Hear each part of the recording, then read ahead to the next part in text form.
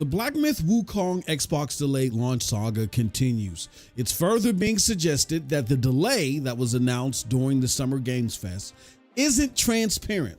See, the devs Game Science said that the delay for the game coming to Xbox was quality based. However, Xbox is now giving cues publicly that the delay is based off a last minute money app. Now, this suggestion is pointing fingers at Sony and Game Science working out some last minute deal for time console exclusivity on PlayStation 5. But why is this being suggested? And haven't we seen this FUD before? I mean, this is all coming about again per an article from Windows Central. And it is important to note that the writer of this article suggested something similar with another title.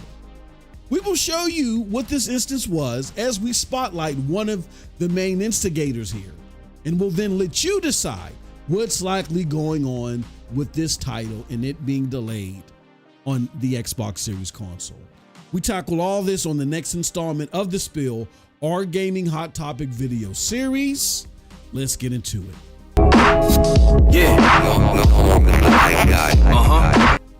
What's up, people? What's up, people? What's up, people? It is your boy MM2K of GEiX, Cloud Dosage, Hard Knock Digital Culture, and MM2K Gaming back again with another episode of The Spill. And on this episode, this one is titled Xbox Under Fire for Black Myth Wukong Money Hat Rumor. But before we get into all that, do us a huge favor. Hit that like button, hit that subscribe button, and rock those bells for notifications, please. Okay, let's get into this one. All right, so let's first talk about the claim here and where it all started. So supposedly, during the Xbox Summer Showcase, fanboy of the Xbox community claims that they talked to Sarah Bond, and Sarah Bond was asked by this fanboy, What's the deal with Black Myth Wukong not coming to Xbox? Is it because of the Series S? And they claim that the response given back to them was it was business decisions, right? So that fanboy then went to the airwaves and tried to decipher what they thought business decisions meant. According to how they stated it, they didn't indicate that it was further elaborated, that they were giving their 2 cents. So to be fair to said fanboy, even though the Xbox zealot community got out of control and said, no, so-and-so was told this, that, and other by Sarah Bond, to their credit, all they said was Sarah Bond said it was business decisions, and then they on their own went and tried to decipher what business decisions meant, which a lot of us heard that and said, that's cockamamie. Let's leave it alone. But now following that, before we get to now, following that, Jez Gordon, our good friend Jez Gordon, same Jez Gordon that tried to tell you that Crackdown 3 was just fine, right? When Next Gen 720 had alluded that it was seeing a lot of problems, and it was seeing so many problems that maybe even canceling it was put on the table, was being suggested. Jez Gordon had the audacity and the gall to say, no, I played the game, it's just fine, and called Next Gen a dummy. Meanwhile, you guys seen Crackdown 3. Think there's going to be a Crackdown 4? Right? It's not hard to fathom that, as Z suggested, that there were probably talks about canceling it because it had been delayed so many times and it just wasn't coming out right. And really, Crackdown 3 came out so bad that not only was there an exodus of Xbox fanboy support, like a lot of people just started to say, this is it, and they went over to PlayStation. We covered it, called it the Crackdown Awakening. But Jez Gordon himself gave the game a 6 out of 10 and lauded it. So he circled back around and confirmed pretty much what Next Gen was suggesting per the information he got. That same Jez, also the same Jez that tried to convince you that Destiny 2 on xCloud, on the when it launched on the xCloud beta, that it rendered Stadia useless, even though Stadia's business model was completely different. And Destiny 2, the way it played on xCloud, was completely trash and doo-doo soup in comparison to how it played on Stadia. Stadia had its own problems, trust me, because it got shut down. But believe you me, it was not Destiny 2 being at like 13 frames per second at 280p on xCloud, right? It's that same Jez Gordon that we've had to deal with all his hyperbole and all of his hand waving, and then all of the lies and the deception, and then the momentary moments where he's freaking out and he wants to be truthful to you. Yeah, that Jez Gordon, it's him, same guy that told you he's not a journalist, but then expects the developers of Wukong to respond to him like he's a journalist when he asks, what is the problem, even though they already explained what the problem was. Yeah, that same guy. All right, so then Jez Gordon goes on a podcast and he then propagandizes this whole same line that it's business reasons, and the business reasons are likely due to a money hack. You know what I'm saying? That's what he's suggesting. He does it in a very sly and sleazy way. Well, what if it was this, and what if it was that? Right? Xbox had a good showcase. Now he's in love with Xbox again. You know what I'm saying? So now he's going back to his old ways, which is propagandizing information and deceiving people in the hopes that it benefits Xbox. Okay. So that's how this all started. How did this, in my opinion, cockamamie reasoning that PlayStation money had at this thing, how did this get new light? Well, Jez Gordon, and I'm not going to show the article. I don't believe that the link or whatever, we're not going to advertise it because it's just FUD and it's very disingenuous and it's shameful. I mean, we do not safe for work stuff here, and we talk all types of crazy stuff here, but what Jez is trying to do, from all appearances, is repulsive. So we're not going to show you the article in its entirety. We will reference to it. But Jez creates an article where he kind of suggests in the article that, there could be a money hat deal.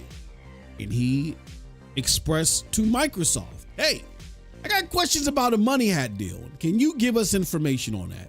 And Xbox slyly responds, again, because they're now in love with Jez again, because they had a good showcase, that, oh yeah, we can't talk on potential business deals with somebody else, but you know what I mean? I mean, we want to get the game on the platform and we're doing everything that we can to do it, right?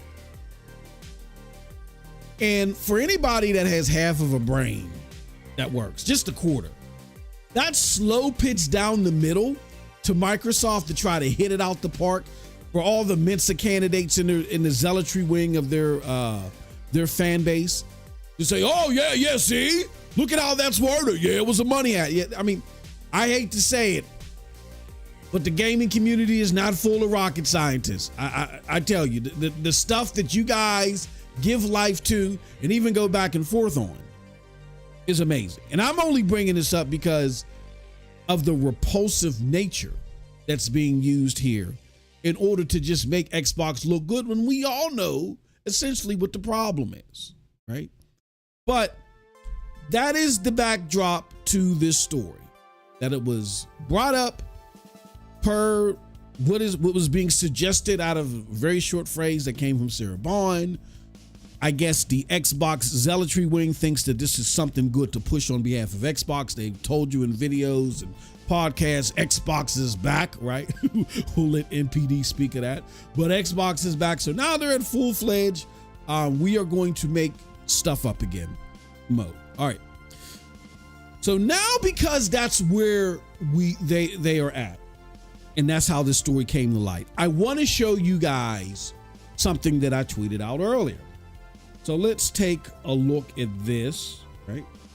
This is a tweet that I put out here honoring our good friend Jez Gordon and all the truthful stuff that he says. You know, he should get a Pulitzer. Even though he says he's not a journalist, still think he deserves a Pulitzer. Anyway, or or maybe for people like him that are just bloggers pretending to be journalists and want to play the blogger card when it's convenient for them. Maybe they got something called the Fulitzer, the Fulitzer. Maybe you can't get a Pulitzer, maybe you can get a Fulitzer. My tweet says, never forget, Mr. Money Hat Fudd, hashtag, but wait, I'm not a journalist, tried this playbook before. He suggested Larian's Xbox Series delay was nefarious as well. But when you can use that get out of jail free card of, I'm just a blogger, you're not accountable for any of this, huh? And let's show you what's happened here. So back when Larian said, look, we want to do an Xbox release day and date, but we can't because we're having issues. Talked about, hey, look, they said Xbox players were senior questions about if and when you can expect Baldur's Gate 3 on Xbox. What had happened was when they had finally advertised when they were dropping this, there was no Xbox content, right? And so people started asking questions. What the hell is going on? I thought this game was going to be everywhere. And they responded to that. We've had an Xbox version of Baldur's Gate 3 in works for some time, but we've run into some technical issues, particularly with split screen co-op, and we're still working on an Xbox version of BG3, but we're not yet confident enough to announce it. Okay. So they said that. They told you what the problem was. Split screen is a problem, and they tried to do it in a professional way where they didn't kick the Series S's teeth in, even though the Series S is what's causing the frustration. Wasn't good enough for Jez, Mr. Blogger Jez, the journalist Jez, whatever he is. He says, Xbox fans need to now go through the same waiting game with Baldur's Gate 3 as they do with Final Fantasy VII Remake and other games with vague and undefined PlayStation exclusivity periods. Last time I checked, did they not say in this tweet or in this communication, I'm sorry, that we've seen the questions and it's particularly with split screen co-op, right? And they explain that, but no, it's not good enough for Jazz. If it's not coming to Xbox, the greatest console ever, there's got to be something nefarious coming on.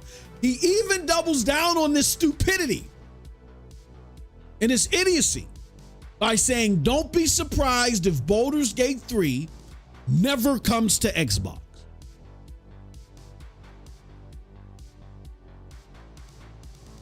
Yeah, that same Jess. Well, let's continue on. So how does that relate to what's going on now? Well, let's see. This is the statement from the developers of Black Myth Wukong, Game Science. They said, on which platforms can I play Black Myth Wukong? They say PC and PlayStation 5 users can enjoy the full game starting August 20th, 2024. We are currently optimizing the Xbox Series X and S version to meet our quality standards, so it won't release simultaneously with other platforms. We apologize for the delay and aim to minimize the wait for Xbox users. We will announce the release date as soon as it meets our quality standards. Very similar to what's going on here. And when we found out even more, because Larian Studios did not want to kick in Xbox's teeth, but after Jazz put out what he put, even though they put this out first, when Jazz put out what he put, they were forced to tell the story to tell, that it was the Series S. We've had more developers tell you that it's the Series S. We just had the makers of Kingdom Come Deliverance 2, which a lot of those people, I've seen podcasts and communicated with these folks. These guys are big time Xbox supporters. Even they had to admit that because of the Series S, the lowest common denominator console wise that they were developing for, they've had to scale back their intentions for the sequel, right? But just, look, this is Xbox lying season. So Jez is picking up where he left off, and then he writes this article, right? Which again, I'm not providing a link. Sorry, I'm just going to cover this excerpt where he says, Black Myth Wukong for Xbox Series X and S seems to be a myth of its own, at least for now. I asked both Microsoft and Game Science to comment on optimizations issues, seeking some clarity. Was the Xbox Series S to blame? Game Science didn't respond, but this morning, a Microsoft spokesperson offered the below. Now, this is the slow pitch down the middle. I want you to hear this trash. We're excited for the launch of Black Myth Wukong on the Xbox Series X and S. Oops, sorry for that mic hit. And are working with Game Science to bring the game to our platforms. We can't comment on the deals made by our partners with other platform holders, but we remain focused on making Xbox the best platform for gamers, and great games are at the center of that. So here's the thing. You can't comment on deals, right? But you want us to believe that this deal is there. That's what the innuendo leads to. And a slow little pitch from Jazz being a good old boy, trying to butter you guys up again and get on your good side again. You let them come out there and talk about your platform and it needing some more optimization. You let that lie be told. And you're not countering the lie. You're just suggesting that there might be a deal.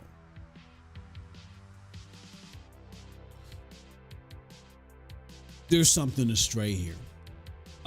Jazz closes off this portion by saying Microsoft is clearly aware of the rumors that Black Myth Wukong took some kind of exclusivity deal. Most, myself included, thought that the Xbox Series S was the likely culprit from the outset, but perhaps there's more to it. Perhaps there isn't. Again, a slow pitch down the middle for that a boy, Jazz Gordon, continuously spreading his FUD like he's prone to do. Okay, so now that we've done that, what is it that I believe? Look, anything's possible, but I'm someone who gets paid for a living for understanding demographics and understanding trends and patterns. We see a pattern. The pattern is that developers, when it comes to these AAA games, are having issues with the Xbox Series S. It's the lowest common denominator, and it's not even good enough to play some of these games. Like, I want to show you guys something real quick if I can find it. It just crossed my mind to put this up here, but this is the spiel. This is our rant series. So I do want to put this up here to show this to everybody, to give you guys more clarity on why I'm saying what I'm saying. Shout out to Reforce Gaming. He put this out here. He says Black Myth Wukong lists twice as much memory than is usable in the Xbox Series S for its minimum required specs on PCs. I trust what the devs are saying about optimization. I'm with them 1000%. The memory, not the VRAM, that's with the GPU, you know what I'm saying? Or the APU, the GPU portion of the APU. The memory, the onboard memory, the minimum is 16 gigabytes of RAM, right? This is a UE5 game.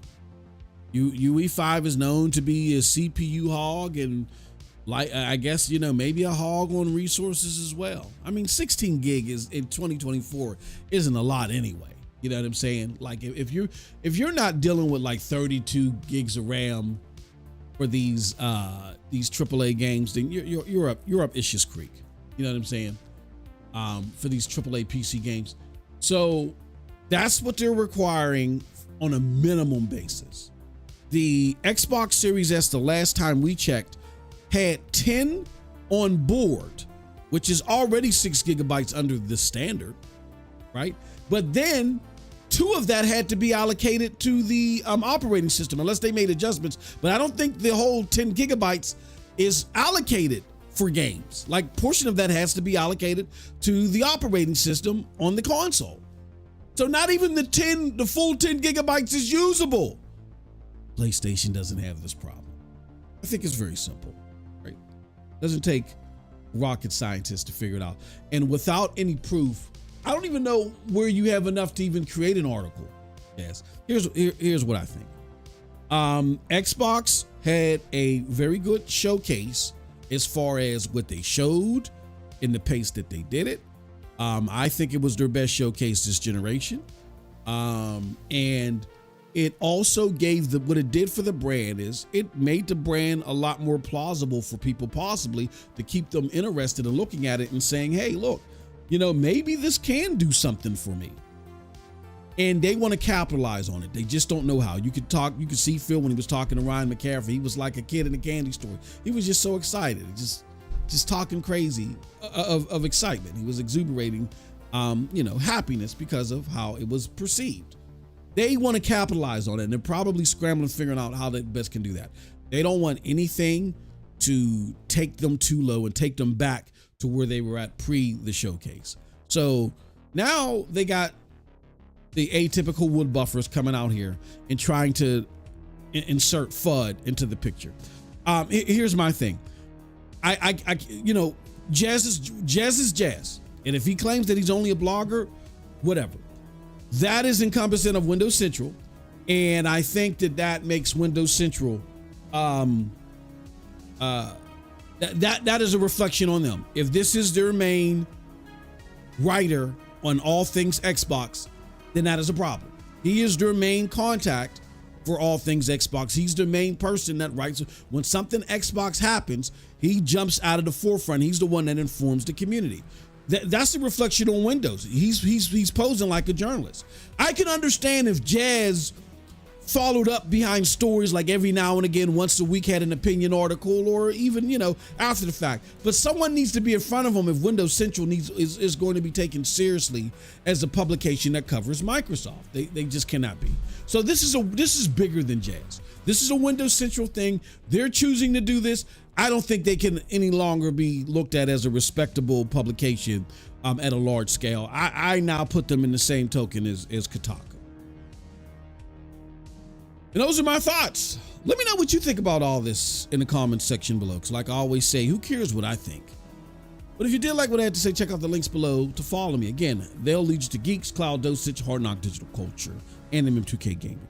If you are watching this as part of the podcast, stay tuned. You're going to get a great podcast. But if you're watching this as an individual video, check out the card to the left now. Click on that. It'll take you to the podcast where we talk about this even further. I kick in some teeth even more. And there are no holds barred, even the language. Our podcasts are not safe for work, just so you know, just to give you an indication of how serious we're going to get. With that said, we appreciate everybody for coming through. Thank you so much. Until next time, have a wonderful gaming day. Peace.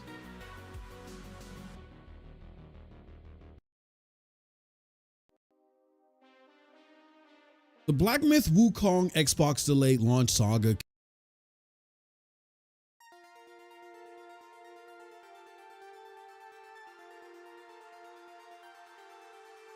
What is up, everybody? What is up? What is up? What's up? It's your boy MM2K. And man, oh man, oh man, we are back again with another episode of NRO Podcast. This is episode 64. And it's been some time coming, man. We had the summer showcases, and then we didn't have the podcast the 1 week. So we're taking a hiatus off of our flagship podcast, but glad to see everybody. Glad you can make it. If you are joining us now, what you had an opportunity to hear is you got a front row seat at tomorrow's episode of The Spill. That will be releasing tomorrow, Saturday, and we're operating at a special time, so we're not airing it today. It's too late to drop today. We might as well drop it tomorrow, give you something on the weekend. Also, I got some members content coming tomorrow as well if you are a member. Also, we got a video that we're either going to release tomorrow or Sunday. I'm just putting the finishing touches on it. That is going to break down to you our new members giveaway.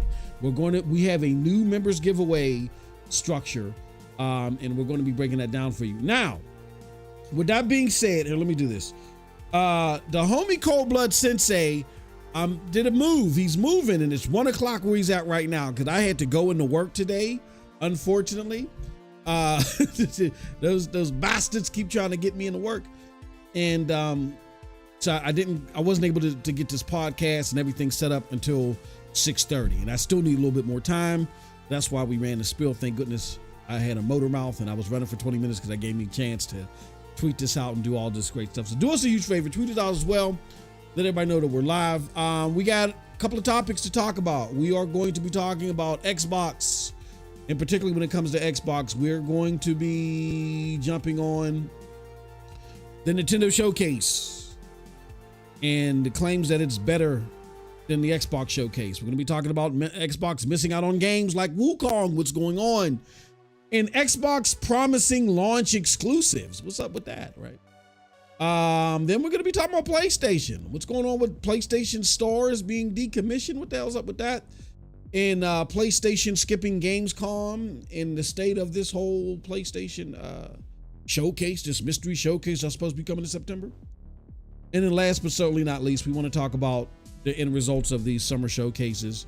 We're going to be talking about, some games that I've been looking at that I thought was cool, but is there a banger? Is there ultimately a banger out there? Like, what do you guys think is going to be the banger for the holidays? All right, so that's going to be our show today, and along with other stuff.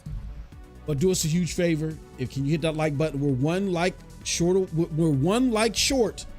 of being able to jump in the show. Now, what I'm going to do is I am going to do the honorable mentions. We have one honorable mention subject that I thought was very funny and comical, but I thought it was worth covering.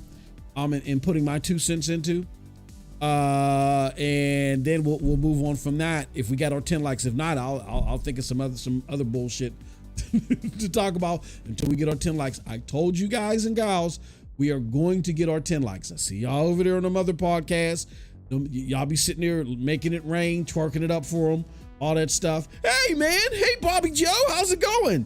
Giving them all your money, all that shit. And we don't even ask for that. All we ask for is 10 likes. We give you endless content. We announce your comments in the chat, and we give away stuff too. That's a trifecta or a bundling you're not getting from all these other content creators. And nothing against them. It ain't no hate, no jealousy, whatever, because we do our own thing, and our own thing is family based. But we're gonna get our 10 likes. There we go. We got our 10 likes. That's all I asked for. All right. With that said, appreciate it, everybody. Let's get right into the topic. So first and foremost, I want to talk about the honorable mentions. But before we get into honorable mentions, I want to talk to you guys a little bit about what I've been playing. And then, like I said, Cold Blood's been moving. It's 1 o'clock where he's at. He might hop in and hop out every now and again. He might not hop in at all. We will see. That being said, y'all, let me do this real quick, because I want to. We're not talking about Wukong yet. When I get to Wukong, we'll get specifically on that video. Right now, let's show a little bit of everything. Let's show a little bit of everything. Group panel. Let's go here to the full panel. Get off. Let's do a little bit of everything. That's all I wanted. All right. That being said, let's get into our honorable mentions video after I tell you what I've been playing. I've been playing some Division 2, right? Division 2 has gotten a lot of attention as of late because they redid the seasons, and they kind of did them in a way that they're being like Diablo 4 is being done, and it's split the community. Some is saying that it's ingenious, they love it. A lot are saying that they don't like this shit, can't stand it. I think Division 2 is probably one of the best, if not the best, games as a service title that we have out there this generation. Even though it started last generation, I still think that it's great. It started off rocky. I will admit myself, I stepped away from the game for over a year, but they've added so much shit to it that it's like a fantastic experience and something that you can always play, play and pick up and get delight from. So when they were revamping the seasons, I was interested, but man, there's a lot to talk about. I got content coming tomorrow. We're going to talk about that. But that's what I've been playing. I've been playing Division 2. Haven't really had a chance to play anything else. And I really didn't put a whole bunch in Division 2. Cold Blood wants me to play Once Human. The problem with Once Human is that I cannot get my controller to work on it. So if anybody's been playing Once Human, that Once Human demo out there on Steam, if it's still available and you know how to get a controller to work, please let me know. I would really appreciate it, because I want to experience this craziness that Cold Blood is trying to, emphatically tell me that is out there. All right, but we got some comments coming in here. We got Twisted Sin. He said, wait, didn't the devs say it wasn't to their standards with Xbox version? This makes no sense. Twisted Sin, let me explain something to you. And my my cloud gaming people, they know this, right? There was a statement that came out about Wukong from the developers that came from Game Science before any of this was an issue. And they said that they wanted to put their games on platforms where the game would run to their standards. They've always been talking about the game running to their standards. And so when we heard that, we were like, oh man, all right, it's going to come to cloud platform. We were happy. You know what I'm saying? People that played Stadia, people that played GFN, they felt like that those platforms were up to par and they would be able to, give a good reflection of the game. So they would be coming there. Them wanting the game to play and be fluid through their standards has been something they've been talking about well before this was an issue. So in order to believe this, and that, you know what I'm saying, that the performance on the Xbox Series S in particular has nothing to do with it, you would have to disregard what happened with Baldur's Gate. You would have to disregard what happened with, what just happened with Kingdom Come Deliverance 2, and those are huge Xbox enthusiasts over there. They borderline on fanboys over there, the developers of Kingdom Come. And I don't mean that in a bad way, because I used to be an Xbox fanboy years ago. They really are enthusiastic about the platform. You have members that did, regular appearances on Xbox centric podcasts. They would never do that on PlayStation centric podcasts. So there's that. You have to ignore all of the stuff that the developer said when Xbox Series S was Lockhart. Remember that? Remember when it was Lockhart and Brad Sams released that video talking about how the developers were up in arms about Lockhart, and they were like, look, if you release this thing because it's so underpowered, we are going to make our games at the level of the Series S, and then we'll scale up what we can to the Series X, meaning that the Series X, all that power wouldn't be utilized. Xbox said, no, we don't want that to happen. So then they dumped Lockhart. Remember? I think it was XO19. They were like, all we're talking about one console. Remember that? During XO19, all we're talking about is one console. They didn't want to talk about the Series S because they were pretty much on the path of we're dumping this thing. Then Stadia came out. And remember that shook everybody at Xbox when that came out, and Phil sent out that email. Oh, this is our moment, and I feel confident that we'll see this through. And why were they shook up because of Stadia? Because their original plans were, we're going to dump Lockhart because the developers don't like it. And our answer is going to be xCloud. Developer, you make the game for the Series X, and then anybody that wants a cheaper entrance into gaming, they'll have to play on xCloud. And that way the developers aren't hampered at all, because we're going to handle everything and pull all the gears and levers for xCloud. Then when they saw Stadia and saw how capable it was as far as fidelity and 60 frames per second, that's when they went apeshit. And they were like, oh, this cannot be our second entry or our cheaper entry into next gen gaming, because we're going to get slaughtered. Now we got to bring back Lockhart, AKA the Series S. And that's why, remember, right before the launch of the Series X, they released the Series S, and you had a whole bunch of devs that were mumbling and grumbling about that, and they had to update the GDK, you know what I'm saying, the tool sets for the developers. And remember, their claim was, oh, all these developers got to do is scale up and scale down. Remember that farce, that lie? That's how that lie was bred. So yes, Twisted said nothing that this mofo says makes sense. When it comes to the aforementioned Stadia, like I said in the video, he even tried to lie and say and hint and suggest and give innuendo towards that it played better on xCloud than it did Stadia. Then we dropped our video on Cloud Dosage and we obliterated him. It was so bad that I had plenty of your favorite Xbox content creators call me up and they were like, Moss, why you do that to Jazz? You ain't have to do that to him. They're like, man, why you doing? You did him dirty, bro. Like, why you doing like, man, you ain't have to do this, man. Why you always raining on Xbox's parade? Like, they was really trying to get me to stand down. I said, no, don't lie to the people. Let them know what they dealing with. Now, if they know what they dealing with and they still don't want to deal with it, that's fine. But this dude, man, and look, I'm going to say this. there was a group of gamers on the Xbox side that I used to heavily criticize and say, you know, you guys are handling gaming all wrong. But now I kind of understand where they're coming. When it comes to people like Jazz is worse than them. And I'm gonna get into that a little bit. So if you want to hear my epilogue or my soapbox statement about why Jazz is worse than the most fringe parts of the Xbox community, stay tuned. We're gonna get there soon. All right. But Twister said no, none of it makes sense. Is MS actually alluding to this because that's gross? Yeah, that's what they're alluding to. When you read the statement, they say we can't talk about deals. What do you mean? Why would you talk about deals? What does deals have to do with it? You know, even though Jess put that out there, he threw it as a slow ball down the middle so they could smack it out so they could continue with this innuendo and this rumor. What you want us to believe is that with your brand on the line, you're willing to let this developer lie. If what you're saying, if what you're suggesting is true, then they're lying about your platform. And you're going to let them lie about your platform?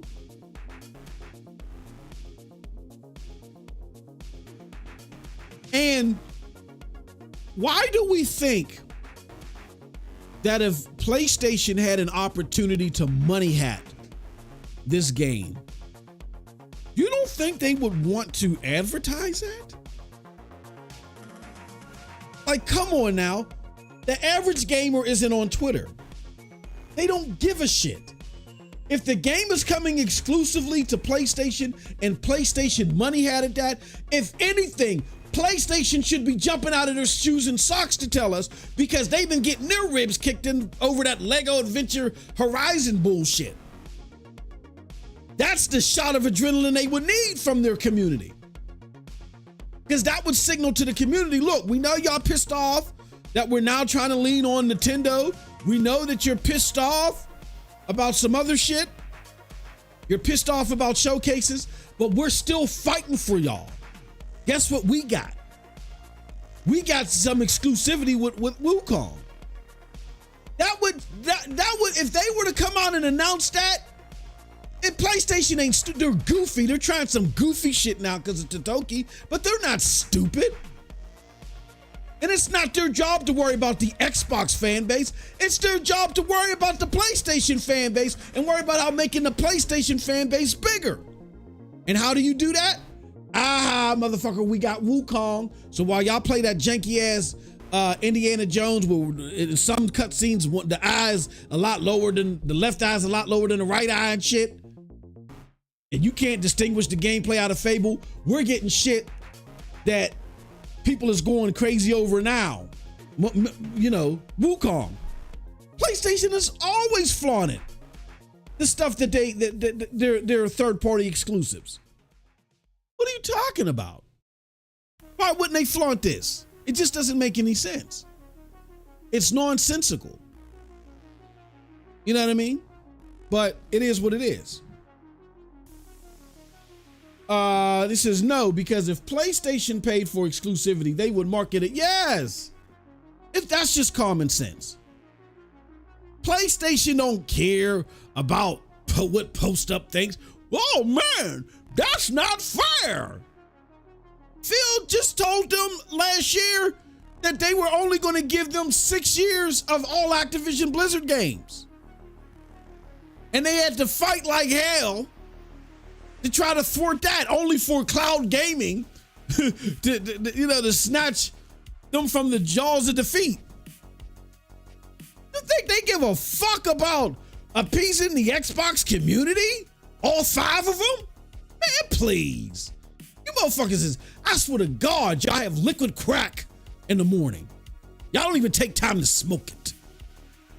Not gurgling and swallowing the hell out of that shit. Golly. Also making false assumptions. Absolutely. We got got Jenna Hayes in the house. Jenna, good to see you. Said, I don't think Sony really needs to do a showcase. Look at this state of competition like Xbox.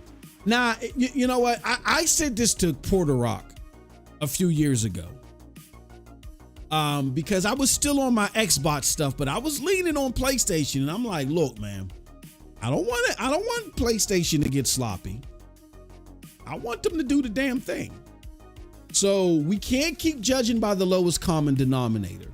Just because you don't have competition doesn't mean that you don't do your hardest to provide the best for your consumer base. Now, as a publicly traded company, they're less incentivized to do that because of competition. And I want to say this too. Hold on. Before we get to our honorable mentions and all that. Hold on. Give me 1 second. Hold on.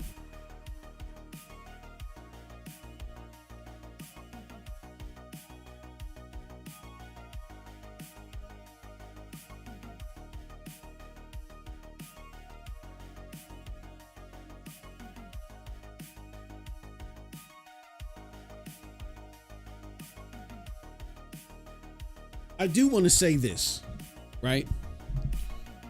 That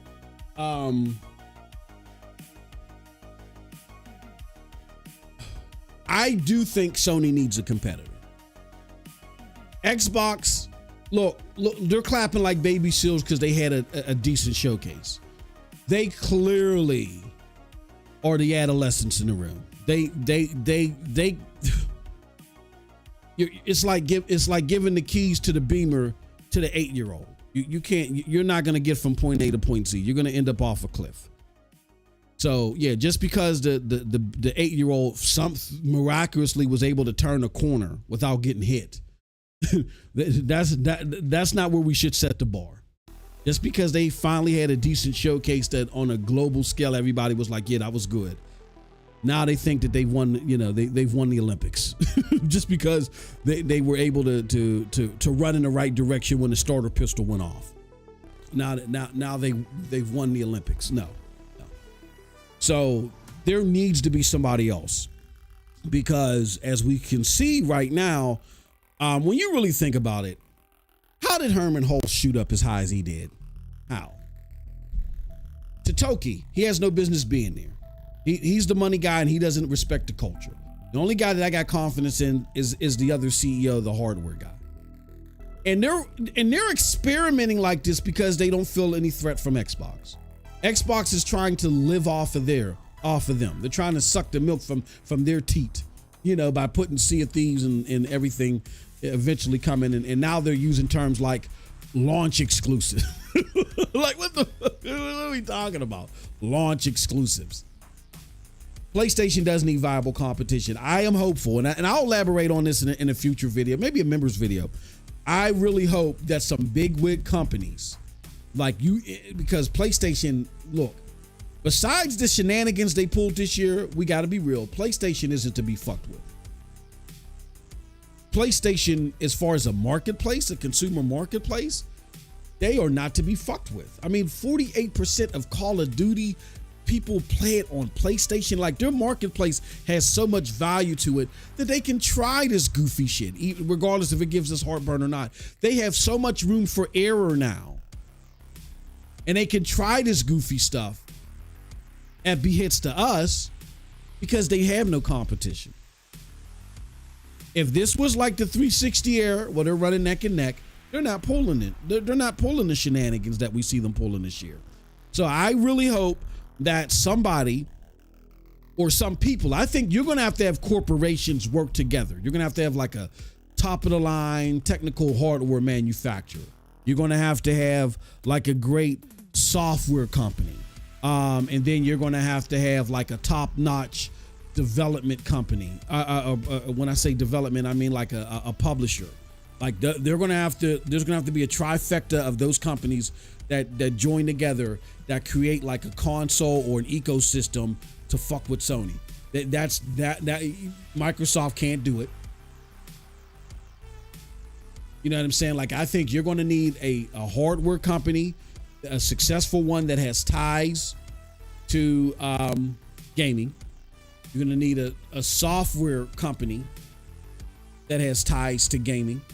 When I mean software, like, you know, third-party software support, like they create engines, someone on the level, you know, someone that creates an engine or whatever on the level of like an Epic or an Unreal Engine or something like that. And then lastly, you're going to need you're going to need a publisher. Like I would, like, for instance, if like a NVIDIA, who they know gaming hardware because they know chips and shit like that, and I feel like they would be competent enough to make a console. You know what I'm saying? I mean, and they know cloud gaming too. So NVIDIA would have to partner with, let's just say, Epic, because they have access to Unreal, UE5, Unreal Engine 5, and then Epic, NVIDIA, and let's just say fucking Capcom. You know what I'm saying? Like the three of them mofos, it would have to be a team effort in order to even give PlayStation any competition. I'm not saying take PlayStation down.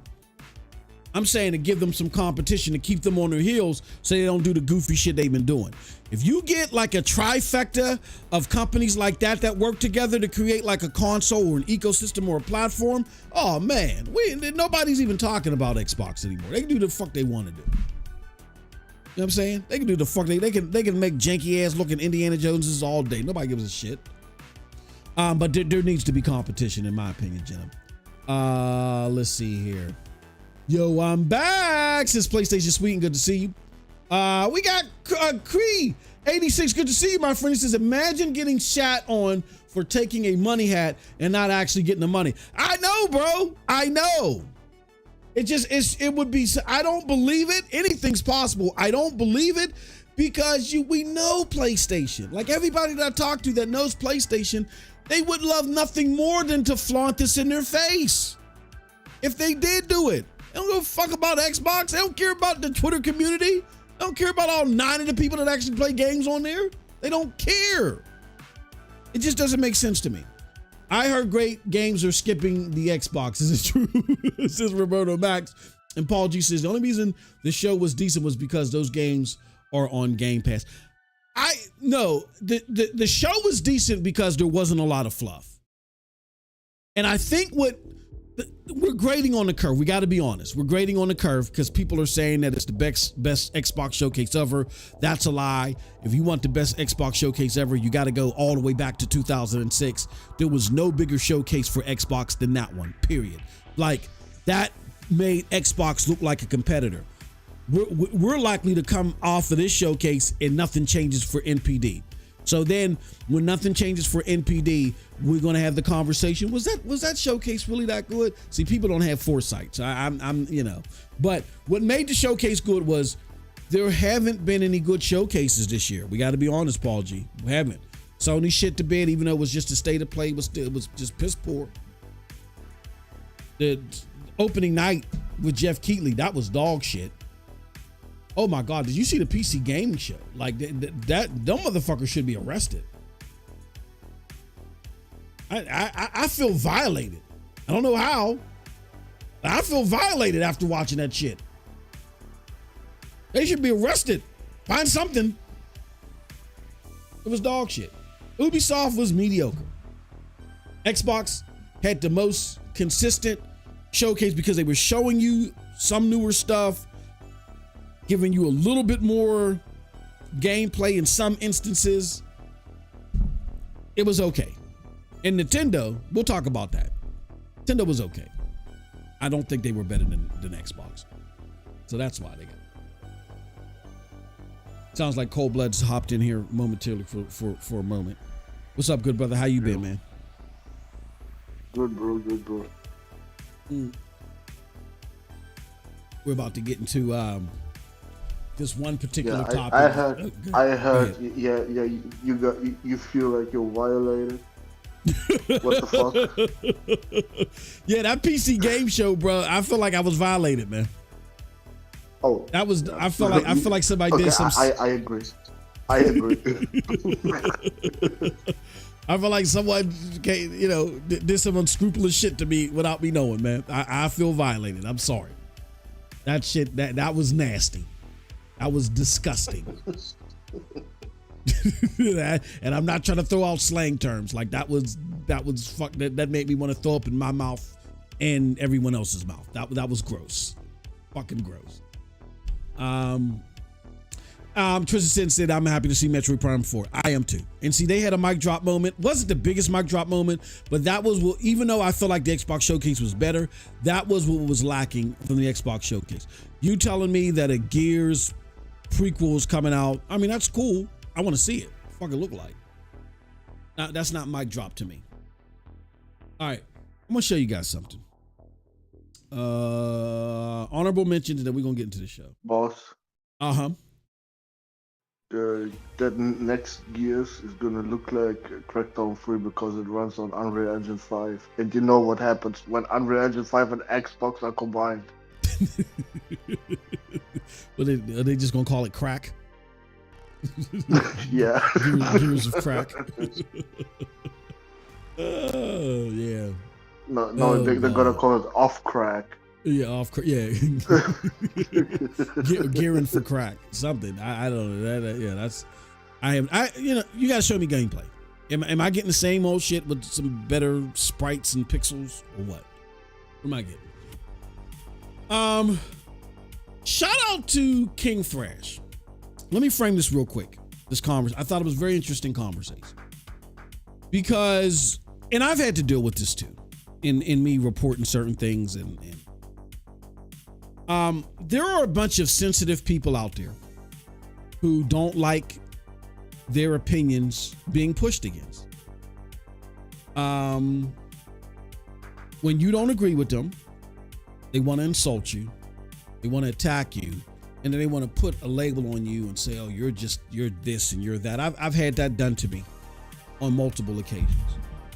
And what it does is it just shows their ignorance, because just as we've been able to show you, we have our preferences, but we will dog walk our preferences when they're not doing right. I don't see anybody doing that out here. I mean, I don't want to say I don't see anybody. I don't see that consistently through this community. We do that. And we do that at a detriment to us, because we know that, there's those of you like, oh man, they're talking about PlayStation again, man. Call me when they're talking about Phil, man. We get it. But we are going to foster a community that can hear the truth, whether it's about shit that you like, because we look at ourselves as gamers that have a voice, and that will use our dollars to influence, that voice in our dollars to influence the shit that we want. You know what I'm saying? You're not going to beat me over the head with a cash register. That's how we feel. So because of that, we out here, we'll say what's on our minds. But there are a group of gamers that don't like there being disagreement. They can't handle that. And because they can't handle that, what they'll do is they'll call you things. I've been on podcasts and been in situations with creators where people were downright having palpitations because I had an opinion different from theirs.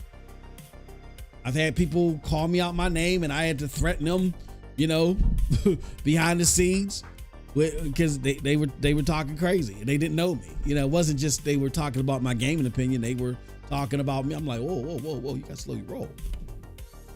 Because if I gotta take that road trip, I wasn't used to this. I'm used to, you don't say certain things to people unless you're trying to, unless you want certain things to happen. You know what I'm saying? That's something I had to get used to. But that's beyond just you not agreeing with my opinion. But yeah, there are people like that. And one of those people like that, I hate to do this, but I got to tell the truth. I really feel there's a subsect of gamers. We know Paris is one of them. I've had run-ins with Paris where he's definitely shown that. I don't agree with your opinion, so it's not like, well, I'm done with this conversation. You make your point, I make my point. We're gonna go our separate ways. It's I have to demean you, and then they don't understand when they get demeaned back, and the demeaning is harder because some people say you punch with one fist, I punch with two.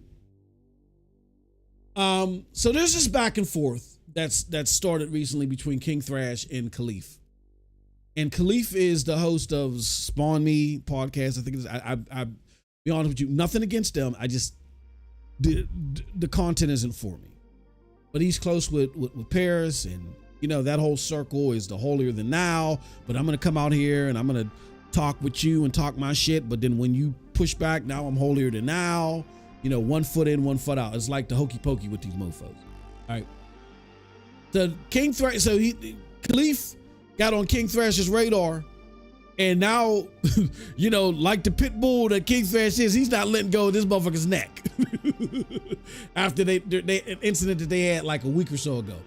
So Khalif put out here controversial gaming take. I would love to see both Xbox and PlayStation sunset achievements and trophies, right? And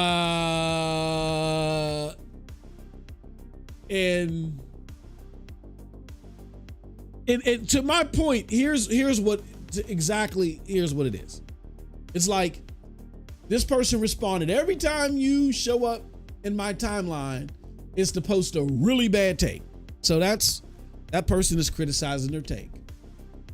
Then block me then. There's this subsect of the internet that wants all the positiveness about having an open platform where people can respond, but don't want the criticisms. They don't want the bad part that comes with it. The bad part that comes with it is people can criticize whatever it is that you're saying. Sometimes they do it in bad faith, sometimes they do it in good faith. But just because someone is criticizing what you have to say doesn't mean it's in bad faith. Me personally, when people don't agree with me, I tend to, I enjoy the back and forth until they start insulting, and then I enjoy it more because I'm a jackass like that. And so then if you start saying crazy shit, I say crazier shit.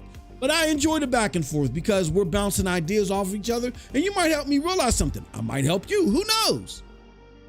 I don't take offense to, you know, I mean, me personally, I would have been like, well, what do you think is so bad about my take? But it's these holier than thou mugs. I just wanted to show that example.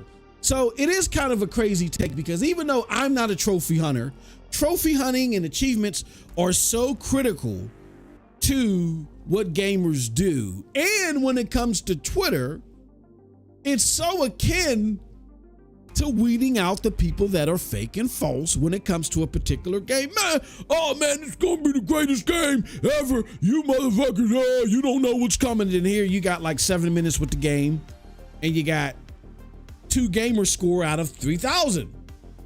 Well, that's what King Thrash was like. I wonder why you said that. So he puts up homies Dust Falls time played, and the fact that he doesn't have any achievements after 2.5 hours. And he says, bringing home a spawn for our Snot Bubble Cry Award for As Dust Falls. We totally always pick the first decision option while playing Bravo to the entire team. Wow, that's a lot to say about a game that you personally got 2 hours in and you got no gamer score? None? All right, let's go to the next one. In the world, thanks Josh and the entire Obsidian team. Really excited to jump into Pyramid soon. Shout out to Obsidian, right? You have no gamer score. You got 14 minutes. So, and look, you play what you want. Like I've gone full weeks, and I've been transparent about. I've gone full weeks where I've done shows daily, and I haven't been able to touch anything. I rarely try to make that the case, but I'm transparent about that. You know what I'm saying? Conflicting schedules, whatever the excuse is, it's not the ideal situation. So I'm upfront and transparent about it. So if somebody comes to me and they're like a cold blood, for instance, and they're racking up shit and they're playing a whole bunch of games and they're like, Moss, you a fraud or whatever. Like I know I'm not a fraud, but I ain't got the gaming time in like them. All I can do is just laugh it off and be like, yeah, I was frauding this week, you know what I'm saying? But I'm gonna get back into the thick of things. I know what my intentions are, but I don't happen to get into it. But here's the problem. People like this always talk about not burning bridges and they talk in a sense like you should roll out the red carpet to these corporations. And they always talk about their accolades from the elites in the gaming industry. they're not so much for the community as they are for the industry. So it's about, yeah, I'm getting some type of gain, I'm getting codes, I'm getting accolades from the industry. Meanwhile, the industry is a multi-billion, trillion-dollar industry. They don't need regular Joe Schmoes to prop things up for them. The community does. So I don't see nothing wrong with gamers that push back on that and say, hey, you want to front and pose like you're part of the community when you're really part of the industry. If that does that make sense, y'all? That should make sense. Like, for instance, I talked ad nauseum the other day about somebody had said to me, well, why aren't you, how you feel, are you upset that you know, that you lost your Stadia ambassadorship when they closed down? And I chuckled. I said, I could never have been a Stadia ambassador. And I know they probably were confused. I'm too risky as a community member, meaning I will sing your fucking praises as long as you're delivering the way you're supposed to. And even if you make mistakes, I'm understanding. You make a mistake. Sometimes we make self-inflicted mistakes because I get you're in a market where you got to compete with yourself, let alone the other industry. I get sometimes you'll fuck up like, yeah, that was an L. But when you do boneheaded shit that's purposely set up to undermine the consumer and just say, fuck you, we're going to do this despite you, then that's when you will quickly become my enemy. And all these companies have incentive to do that, you know, to do that for the market, for the sake of the market. I'm not with it. And I completely understand it. Why? Because I'm in the market. I work in the market. I understand how it works. But I'm not with it because I know there's got to be a balance and there has to be a counter, but there has to be a yin to the yang. If there's not a counterbalance, then you don't maintain balance. So I'm like, no, I could never be a Stadia ambassador. Like, yes, did they appreciate maybe some of the great things I was saying about the platform? Sure. But they could never sit there and do a post and say, look at what MM2K had did, because MM2K, you know, you guys know him. They could never put me in an ad. They put me in an ad a long time ago where they put like maybe a half a millisecond, I think, of my gameplay in the video. They can't. No, I'm too risky. And I'm not going to do things for behalf of a company. I'm going to support a company that does the right things on behalf of me as the consumer. That's being part of the community. People like this, which I'm not going to disrespect their hustle, but it's not transparent. They create content that you may enjoy and you may like, and I'm all for them creating their content, but it comes off as if they're part of the community. They're not. They're part of the industry, and they're trying to get in through the industry. I'm not trying to get into the industry. Me and Cold Blood was having a conversation a while ago, and I said, I don't give a fuck if I never interview an exec. And a matter of fact, the execs would never want to come here, and that makes me happy, because they know, unless they know they're sharp as a whip, they better not come here. Don't come here. Do not come here, because you're not going to double speak.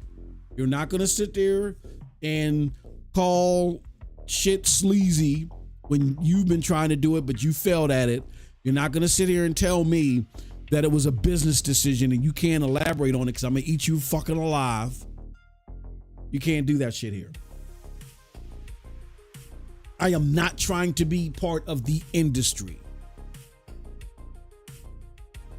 I run and I'm in charge and stuff where we have colleagues that try to tap into the industry so they don't talk and move the way that I move. That's fine.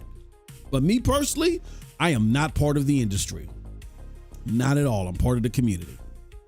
So kudos to King Thrash. I know a lot of you don't like his approach. So what? Kudos to King Thrash for making sure that people are transparent. And if these ideas and notions are going to be put out in the ethos to the community, I don't mind gatekeeping. We're seeing a lot of fuddy-duddy shit happening from both sides because community people have been indoctrinated to doing what's best for the industry. And I know there's going to be people that argue, well, the industry makes the game, so you got to do what they want. No, it's not how it works. As someone that's been in Fortune 500 for decades, testified, worked on uniform commercial code, all that stuff, worked with regulators, they had to hide in fright from the SEC when they called me. I know what happens. I know the discussions. They will only do what you let them. There has to be a balance. You got to stay steadfast in your part. It's not your job to make life easy for them. It is your job to demand. And it's their job to figure out how they meet your demands while meeting the demands of the investors. Let the onus be on them. They are the billionaires and trillionaires. It's not our job to make them richer. It's our job to reward them when they do right, laud them when they do wrong. So I'm not part of the industry. And I give kudos to people like King Thrash who helped make that distinction for those of you that don't know any better. You know what I'm saying?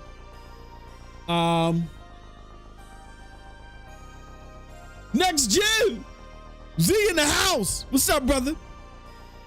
Good to see you. I know this is the latest I've been on in a long ass time. Blame Cold Blood. Blame Cold Blood, Z. Good to see my good brother. And the aforementioned Next Gen 720s, we talked about it. When Jazz Gordon came to him and said he was a dummy and he can't stand him, Z put it out there.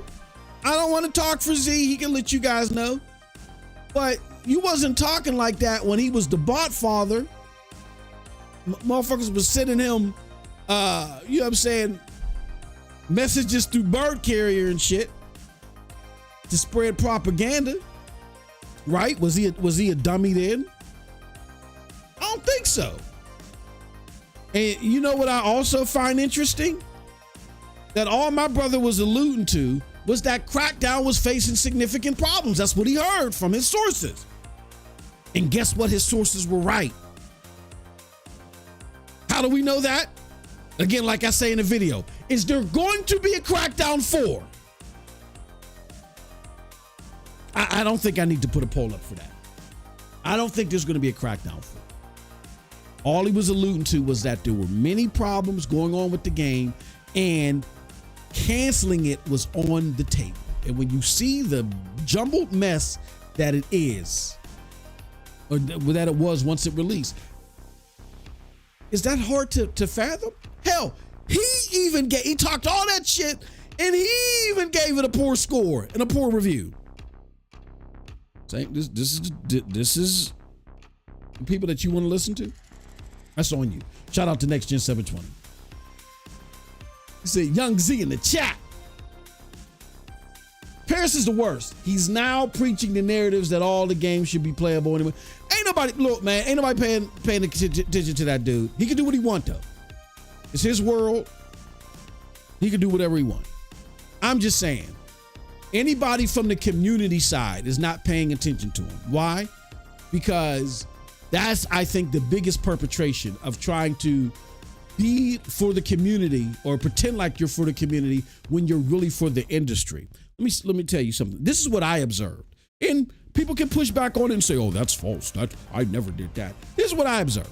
I observed a Paris who, when in my Xbot days, I couldn't stand him, but not really. I couldn't stand the personality Paris because he was always shitting on Xbox. You know, he has that infamous E3 thing where the Xbox One was being released, and he's like, yeah, the shooter box, him and Girly, I can't remember who he was talking to, and they was talking about, yeah, the shooter box, this, the shooter box, that, and all that other stuff, and yo, bro, let's go shoot somebody, right? They was talking about how PlayStation was a lot more seasoned and a lot more in depth and all that other stuff. And Paris, he was known for shitting on Xbox and praising PlayStation. And me as an Xbox, I didn't like that, but it was the personality that I didn't like.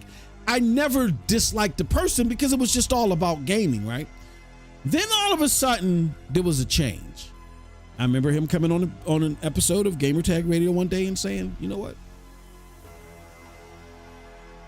think I can do more. Think there's more out there for me. Oh, really? Yeah, I'm going to explore those possibilities. Not saying I'm going anywhere, but I'm going to explore those possibilities. Then all of a sudden, this motherfucker becomes, he loves Game Pass, he loves Xbox. Phil Spencer, who has not had a groundbreaking AAA game in 13 years, a AAA exclusive in 13 years, who shit the bed all over the place. Koloska, just imagine a shitty Koloska bag and all. All of a sudden now he loves Xbox. He's showing up on Xbox shows. He's doing the XO19 or something, Xbox showcase things. They got rid of my man, and then Paris was a guest host on one of them. Paris was on now he's on the XCast. Like, I don't think Paris of old would have ever imagined, look, I'm gonna be on a pro Xbox podcast, but that's where the opportunity was. And you worry about opportunity versus community when you're part of the industry. And yes, you can have industry people that dress plain clothes, that put on headphones, that have Yetis too and talk. Sean Layton is an industry person. Peter Moore is an industry person. Now, I like them because even with their industry mindset, I can relate to them. I'm not saying that all industry people you can't relate to, but you got to understand they're going to make decisions based upon what suits the industry, what suits the business agenda. And you always got to remember that at the core of the business agenda is to do more with less. The balance for them is how much less can we get away with? And that's where we're the counter narrative. We're the yin to their yang. Nah, you're going to give us more. That's the ultimate balance. So yeah, I noticed that with dude. They can debate it or whatever. It ain't me and my lying eyes. I know what I saw, and it is what it is, you know? And I'm not saying that, I'm not telling you not to listen to people or not enjoy people, because they can be entertaining, but you just got to understand what it is that you're dealing with and how much you absorb or how you absorb it. They're not talking in a way that relates to the community. They're talking in a way that keeps them in the good graces of the industry. Got to remember that.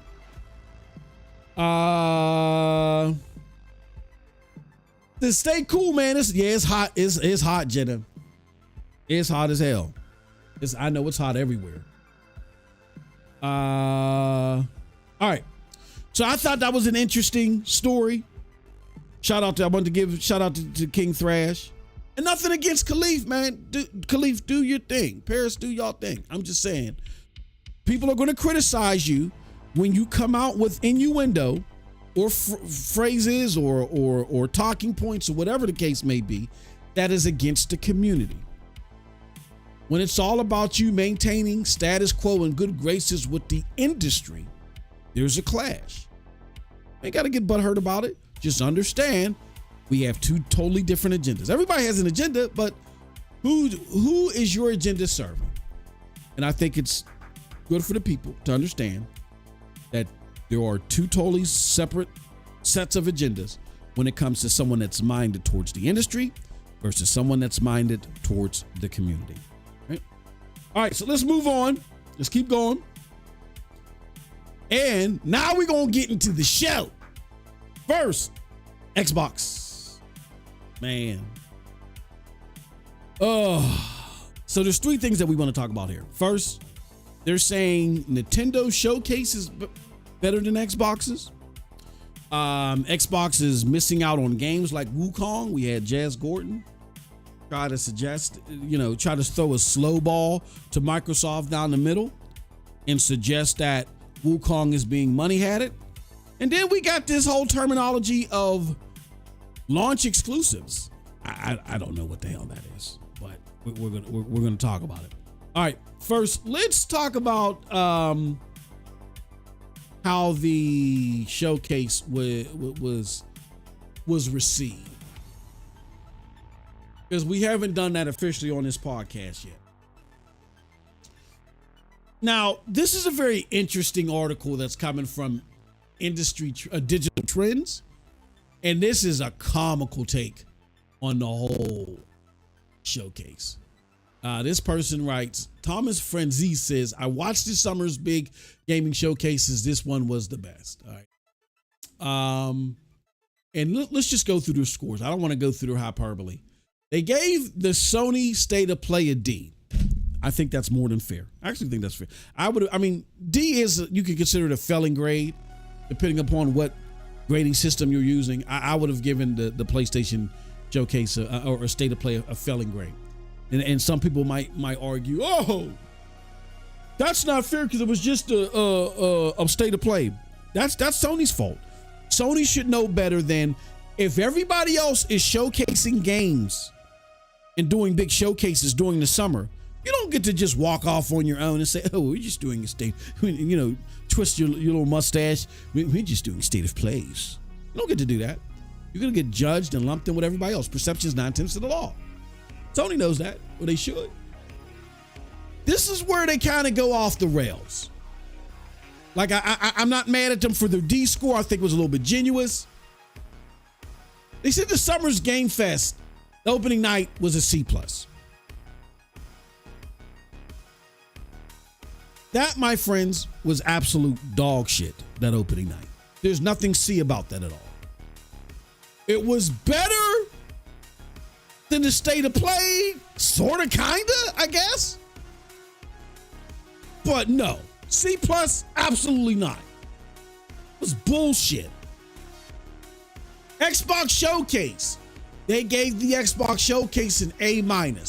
I'm not mad at that. Because like I said, I can see a range of scores all the way from 7 to 9. An A- in the US grading system is a 90. I believe it is. Or am I thinking Catholic school? Yeah, I'm thinking Catholic school. That's what I rate my review system on. Because I went to a Catholic school during middle school, and that was some tough shit. So because I'm just naturally tough on stuff, I rate everything using the Catholic school system. So it's an A-, which I think is fair. All right, I'm not mad at that. Ubisoft Forward. They gave the Ubisoft Forward an F. I don't think that's fair. I can see someone. I think that this score and the PlayStation score should be swapped. What makes if you give this a failing grade, what makes the PlayStation State of Play passable? And you got to see more gameplay of Star Wars Outlaws. You got to see more gameplay of Assassin's Creed Odyssey, right? You got to see that shit. Again, a lot of dog shit in between, yeah. But at least you got AAA, hardcore, genre-defining title attempts that didn't look bad coming during the holiday season. How do you give that an F, but you give the State of Play a D?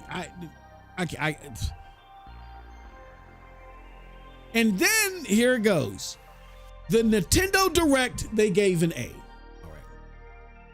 So here's what I have to say. And I think this is the most, and remember how I was saying industry, this is the most industry-laden approach. Doesn't reflect the community. This is an industry-laden approach that's out here. Why? Because the industry within themselves are positioned to A, never put PlayStation at the bottom, even when they deserve it. Never do that. B, Nintendo, if they give a good enough effort, they got to be the best. And C, got to grade Microsoft on the curve.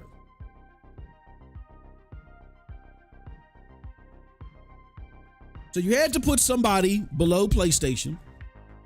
And why not put Ubisoft? Because everybody loves to hate on Ubisoft. You're not going to say Jeff Keighley was dog shit, should have been under PlayStation as well, because he might not invite your ass to the next, you might not get a press pass to the next award show. right? You see how the industry thinks? Like, I know people right now that are creators that talk to the community, but they try to put Jeff Keighley on this pedestal as far as ingenuity and doing all this great stuff. I mean, I give him credit for having lavish stuff centered around gaming, but it's not a reflection of what the gaming community would like to see in totality, because we want to see developers get praised for the shit that they do. You push them off the stage in 5 seconds to show us a whole bunch of shit so you can get some ad revenue, or you can get producer revenue. You're charging $250,000 to $550,000 a pop for games that are being shown at that dog shit showcase. I imagine what your ad slots are for the Game Awards, and it's probably going to be even worse. So you're just lining your pockets. But because Jeff is such a big household name in gaming, they can't say that about him. Why? Because he's part of the inner circle of the industry, and you don't piss off the industry. He's a powerful centerpiece of the industry, and you can't do that.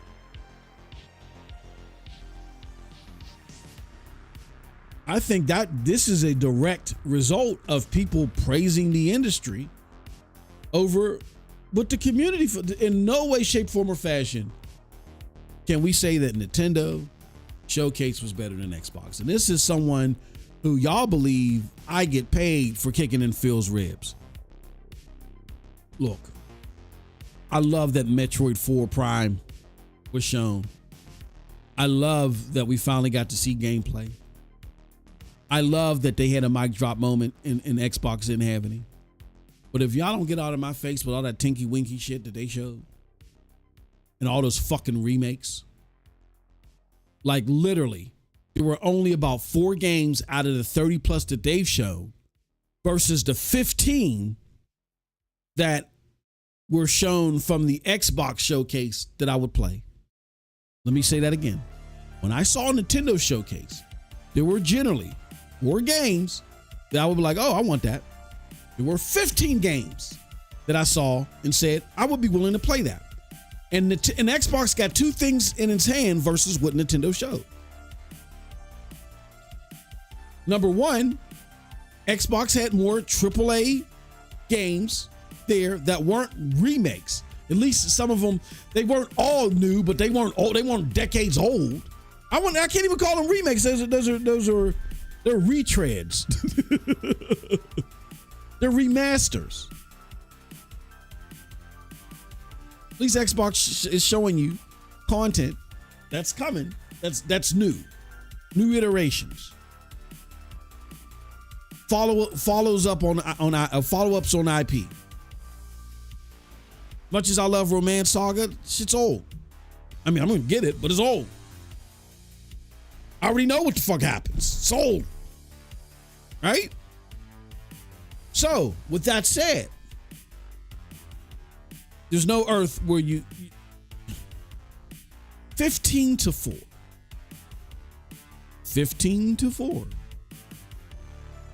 I get that Nintendo showed more gameplay, and that's great. But 15-4. And the other thing that Xbox has in its favor is that a big bulk of that shit is available in Game Pass. And Game Pass is a lot more accessible to people that don't have it than getting a Switch is more accessible to people that don't have it, especially because there's a Switch 2 on its way. So, yeah, I'm not buying that shit. And again, at the end of the day, this is showcases. Nobody knocked it out of the park. It's just that at least Xbox gave us a good showcase where I think everybody else it was fluffy. If I had to say that it was a runner-up to Xbox, I could fairly say it was Nintendo. I could say it was Nintendo. But no. What they did was not better what Xbox did. And this is coming from somebody that has no faith in Xbox. We got to stop that shit. Right?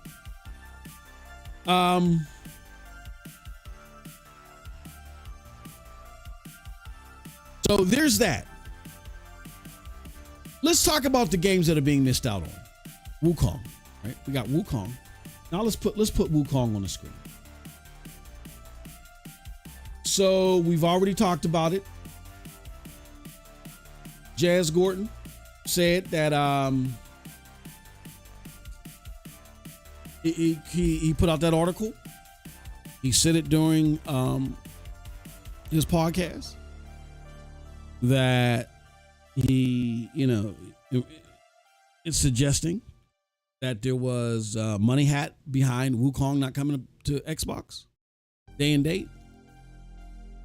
To give credit to the original fanboy who said that. Somebody else had started that tactic, and Jazz rolled with it. Now, mind you, I don't know if they bounce this around in their DMs to, because that's what they do. They bounce shit around in their DMs, little tactics that they're going to try.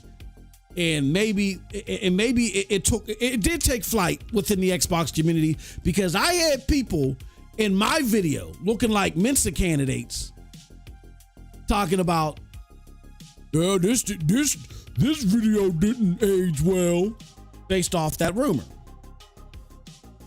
And I said, you can't be that dumb. And if you are, please stop eating the lid chips falling out of your garage. Stop it, please. Just leave them on the wall. Call Hazmat or somebody to take care of that shit. But that's what happened. Somebody else started the rumor. It picked up steam. This motherfucker goes and writes an article about it after he starts getting on the bandwagon. But we've seen this before from Jazz. Like I said, we talked about Crackdown 3, where he talked shit about Z, but ended up agreeing with Z, proving Z was right. Talked about what he tried to pull with Destiny, with xCloud versus Stadia. And even before we get to Wukong, let's talk about what he tried with Baldur's Gate 3. So when Baldur's Gate 3 was announced, they did not have any Xbox covers or material or casings or anything like that, and people noticed. They're like, hold on, there's no mention of Xbox here. I thought this was going to be a multi-plat. What is going on? So in response to that and to the fervor and people like, well, what's going on? Did Sony money hat this, right? Because I even thought Sony money had it. They came out here and they spoke to it and they said, look, no, we're just simply having technical issues, particularly with split screen co-op, and we're still working on the Xbox version of Baldur's Gate 3, but we're not yet confident enough to announce it. We don't like announcing anything until we're ready, because we don't want to give people's hopes up until we're sure we can deliver. There's no platform exclusivity preventing us from releasing BG3. After this, not before, this mofo put this out here. Xbox fans needs to now go through the same waiting game with Baldur's Gate 3 as they do with Final Fantasy VII Remake and other games with vague and undefined PlayStation exclusivity periods. Don't be surprised if Baldur's Gate 3 never comes to Xbox. Now, it was only after another Xbox fanboy pointed to Jazz and said, hold on, you might want to put ice on this, because they did release a statement. You didn't catch the statement? You just fucking reacted? I write for Windows Central on all things Xbox, and I'm the first one that comes to the gate on all things Xbox, meaning that represents Windows Central and how serious they can be fucking taken. You went and did that? You didn't dot all your I's and cross your T's? It was only until a fanboy pointed out to him, and then maybe somebody from Xbox said, hell, hold on. We see what you're trying to do, Jazz, and we appreciate it as always. We're going to leave the money on the counter as soon as you wipe your mouth off. We're going to leave the money on the counter. But this time, bro, like we don't want to fuck with Larian, and we don't want to fuck with this Baldur's Gate 3. This thing is massive. This can blow up in our face. We need to stop this. All of a sudden, miraculously, that tweet was deleted. Thanks to those in the community that keep receipts on everything. But this was deleted, right? So we've seen this playbook before. This time they're trying it with poor old Black Myth Wukong developers, Gamer Science. They're a newer developer. This is the first console game that they've made. I think they were making,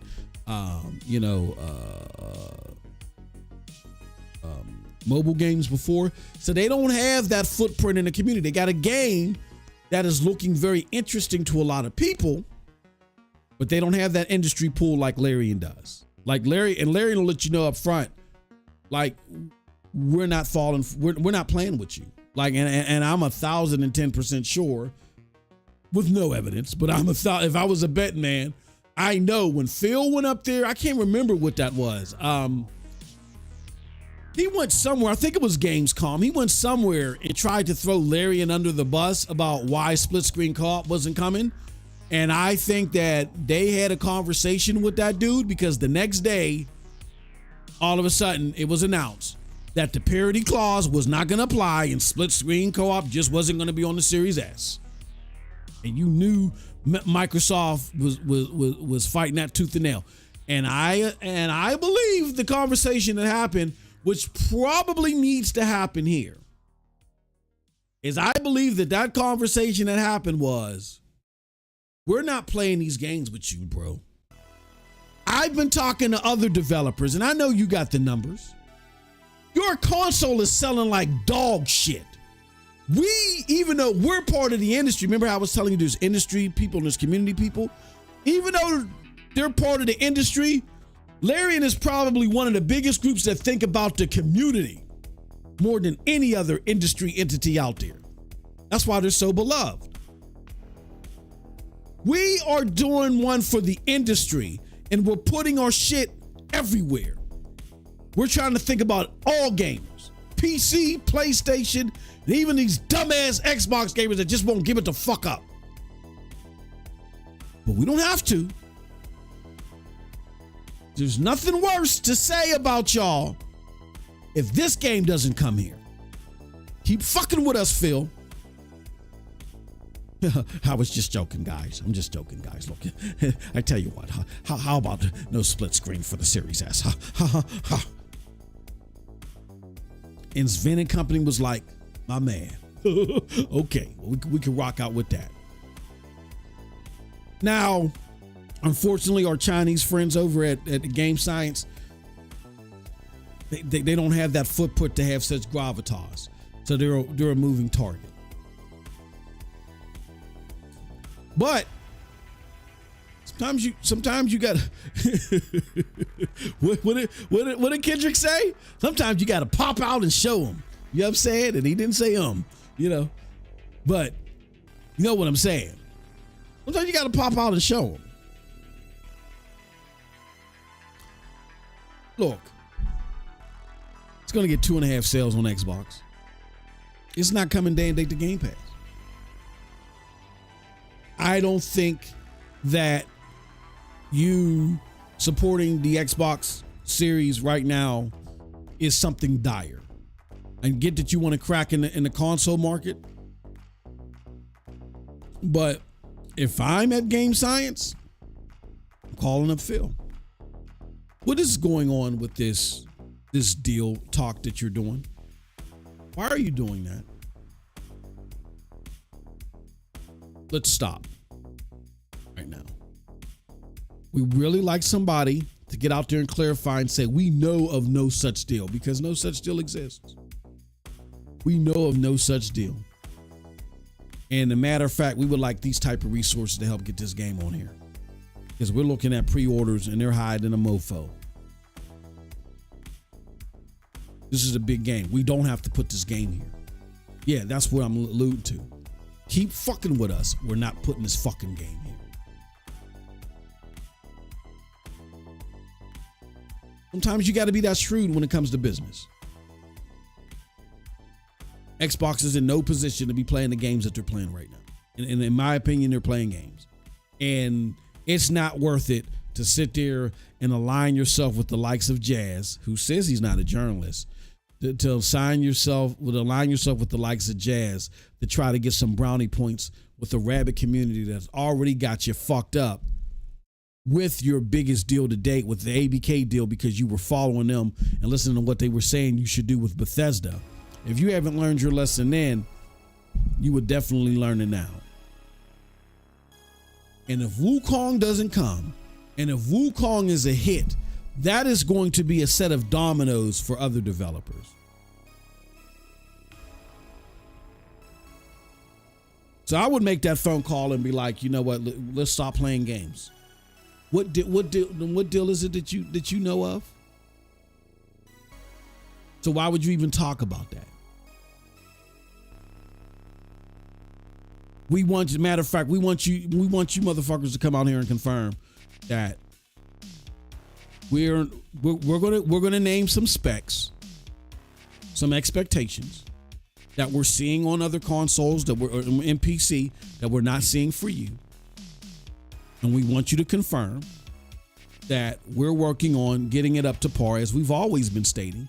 And that's why we're not really, that's what I'll play hardball with the motherfucker. Because you don't need them. You don't need them. They don't have a big play in Asia. You don't need them. Sony is the marketplace to be on. You don't need them. You're not going to use me as a stepping stone and play these games with me. That's how I would approach this. But again, that's just me. I'm more shrewd when it comes to business. I'm very shrewd. So, yeah, I definitely would not play this game with them. I would just sit there and say, you know what? It's a wrap. Now, let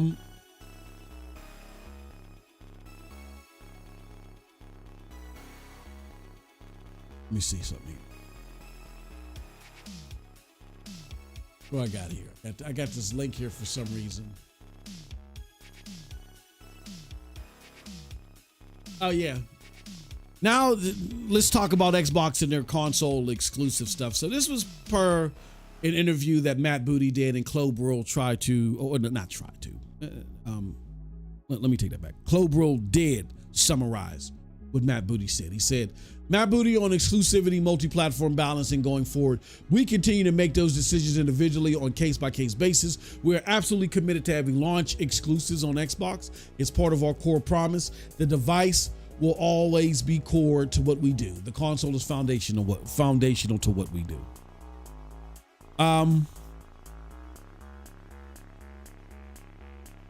Here's my thoughts on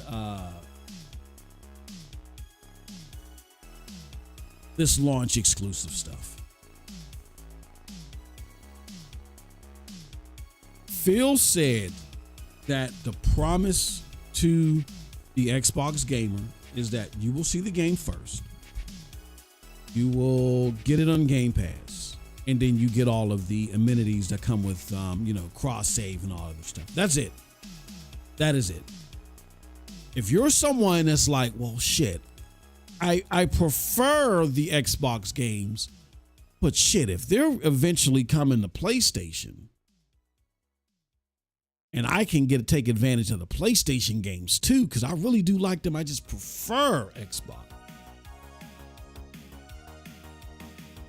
He's basically saying you're better off going over there.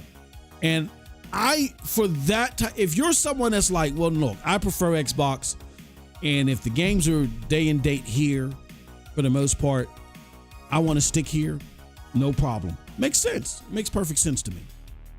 But if you're someone like, well, yeah, I could wait, because we've had that conversation about how long does a PlayStation game have to be off PC before people just simply say, you know what, I'll go elsewhere. So if we can have that conversation about I'm going to PC. So if we can have that conversation about PlayStation games, why can't we have that about Xbox games? There are gamers that would say, well, shit, if your games are coming like within a year or two to other platforms, I could wait if I get access to those other games too. Because sometimes you motherfuckers run dry off of good shit. Even though I prefer y'all. I think the best bet for Xbox gamers that would be willing to wait is to go get you a PlayStation. PlayStation's not perfect, but they have an eye for quality that is the reason why their marketplace is as strong as it is. And the reason why, even after merging with the #1 publisher in the world, in Activision Blizzard, they still cannot touch PlayStation. So that's something I would seriously consider. If you can wait, just like how we had the conversation about how long could you wait and be willing to just go to PC if the PlayStation games are going to PC. Now, in PlayStation's defense, they are arguing. We know a lot of people don't trust it. They are arguing that, hey, no, we have these things that we're now we're putting a name on them. We're calling them tentpole games. We're branding our games and we're putting them in 3 buckets. Bucket number 1 is tentpole. Tentpole means that it's our story-driven single-player games, God of War, Horizon, the mainline AAA versions of those games, Death Stranding, and so forth, Ghost of Tsushima, to where those games are always going to release day and date on a console, and you're going to have to wait at least, what they say, 2 years or something. You're going to have to wait like 2 years before they hit PC, right? Bucket number 2 is games as a service. Games as a service will likely be day and date on PC. And then there's experimental, where experimental is not supposed to be of the ilk of tentpoles, not supposed to be the ilk of games as a service. It's supposed to be this different, unique set of games like Horizon, Lego Adventures, and whatever that could end up anywhere. I wouldn't be surprised if some of this shit ends up on Xbox. You never know. Which again speaks to all these motherfuckers leaning towards either third-party publishing or hybrid publishing. There's no exclusive platform publisher except for Nintendo now. There's none. Period. And if we're being technical, it's been like that since MLB was released. Like, because PlayStation could have very easily said, oh, so you want us to release this on Xbox too? Yeah. It was a pleasure doing business with you. They could have very easily said that. They stuck with, so now nobody forced them to renegotiate that contract. They didn't have to renegotiate their contract. If they wanted to keep publishing the game, they were forced to go multi-plat, but no one forced them to keep making and publishing that game. They didn't have to do that. They could have very well gave it to somebody else and just dealt with it as a multi-plat and just, got the 30% from each sale of it as a multi-plat. Could have very easily did that. They didn't want to. Oh well.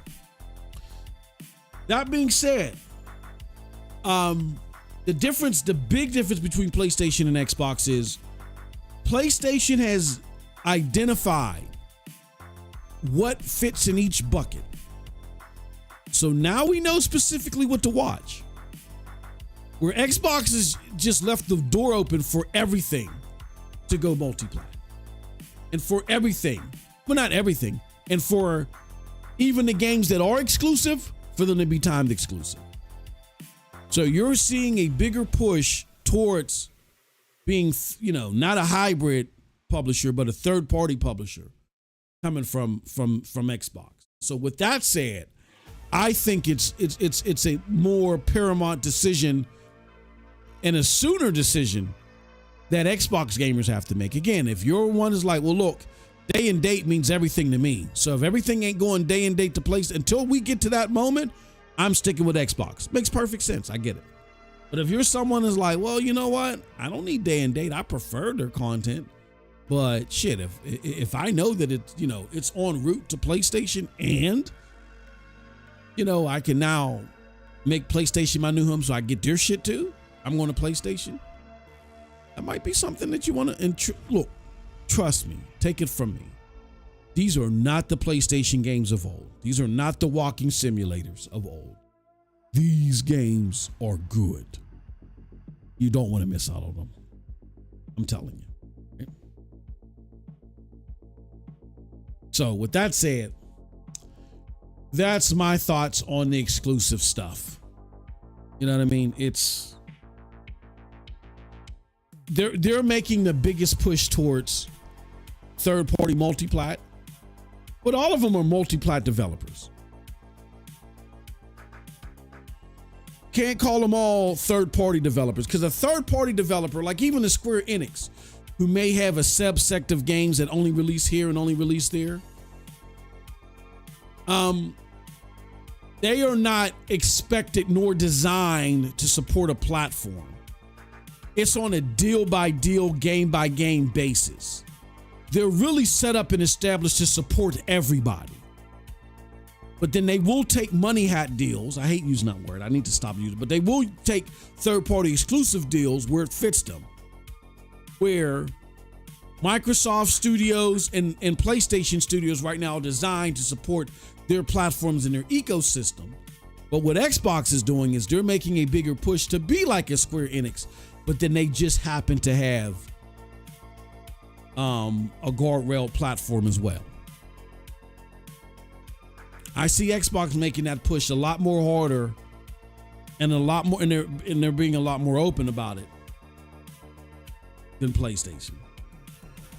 I think PlayStation, they like to test the waters before they go in and see how successful something is. And another thing with PlayStation 2 is that their investors are tradition and trained. They are risk averse when it comes to going full third party publisher opposed to multi-plat publisher. Because they asked during that meeting, that business meeting. So as long as the the investors are okay with some type of hybrid multi-plat publishing stint from PlayStation, they're not going to make that press. Now, if Microsoft does it and it becomes financially viable for them, then oh yeah, you can forget it. They're going to be a third-party publisher, and so will Microsoft. You know what I mean? All right. Let's talk about PlayStation. PlayStation Stars is being decommissioned. PlayStation is skipping Gamescom. Let's first talk about PlayStation Stars.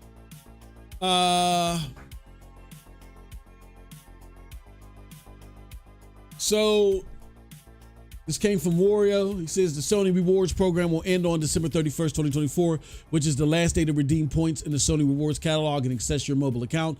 The Sony Rewards website, mobile application, mobile app will no longer be available after that date.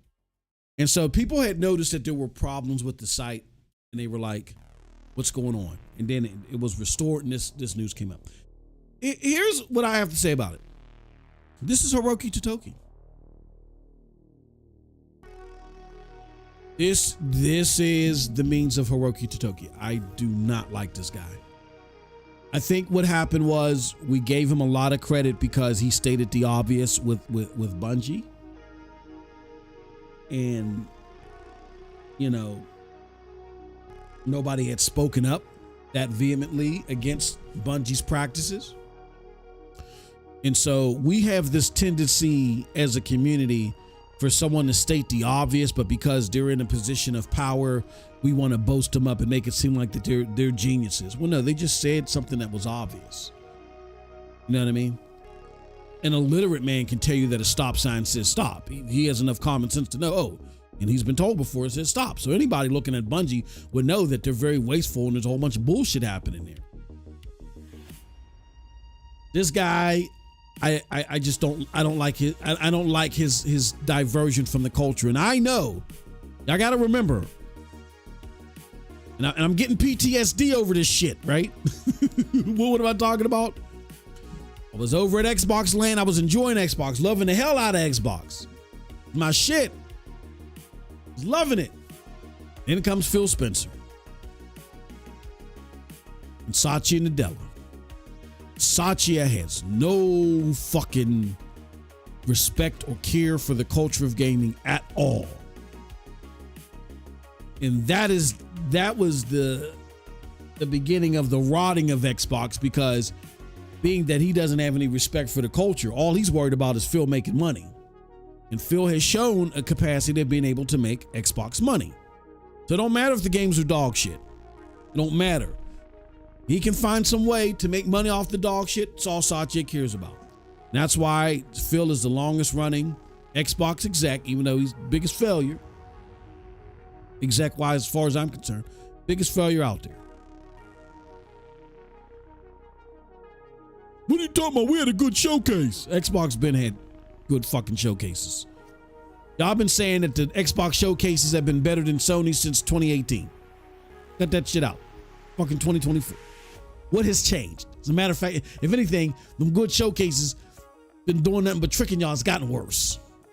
Cut that shit out. Right?